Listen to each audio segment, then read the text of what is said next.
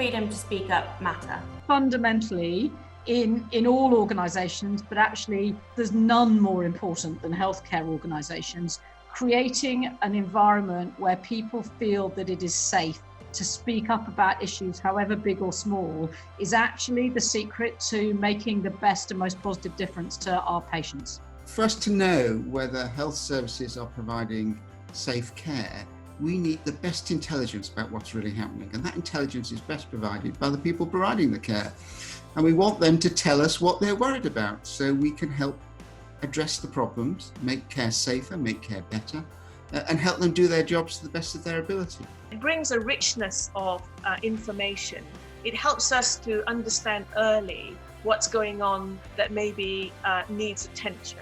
It's a really strong indicator of relationships, trust, dignity, respect, and how we treat each other in organisations. What challenges does freedom to speak up bring?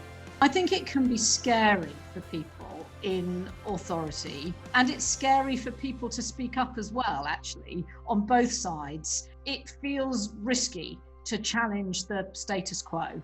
So creating a culture where it's normal, where it feels completely normal to say, I'm a bit worried about this, that's the prize that we need to search for. I think one thing is trust. People sometimes find it hard to trust that they can say difficult things about what's going on in the organisation, that actually something will be done and things will change. We need to be able to demonstrate that what we hear, we turn into action, which then has a positive outcome. Health services are very hierarchical.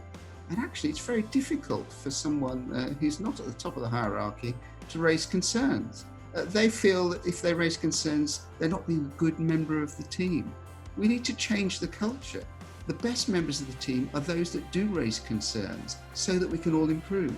And we need to change the culture so that everyone feels free to speak freely about the things that are worrying them about the services they provide. What would you say to organisations that don't yet have a freedom to speak up guardian, or they're not familiar with freedom to speak up? It's true in all large-scale service organisations. If you create a culture where people can speak up and you embed a process that makes it a safe and normal way of working, you deliver better outcomes, whatever that service is. So if you're not yet doing something like this, actually this is the path to being better and delivering on the purpose that you've got in your organisation. If there are organisations, and there shouldn't be too many, that don't have a freedom to speak up sort of system or culture, I'd really strongly encourage them to get on and do it, because personally I found it invaluable. It's a really, really good thing. If you haven't got a freedom to speak up guardian, or you haven't got a freedom to speak up guardian that's really working effectively, then you really are right at the starting blocks of driving safety and improvement in your services. You can't do it unless you create a culture in which the people who know best about what's going on, the frontline staff, can raise their concerns with you. So if you have not got a freedom to speak with guardian, you need to get one, because it is in the interests of your organisation, but more importantly, it's in the interests of the patients that you're looking after, because it helps keep them safe. Describe freedom to speak up for me in 3 words. So for me, freedom to speak up is about learning, Empowering, uncomfortable. scary. The third word I would use is solutions. Keeping patients safe.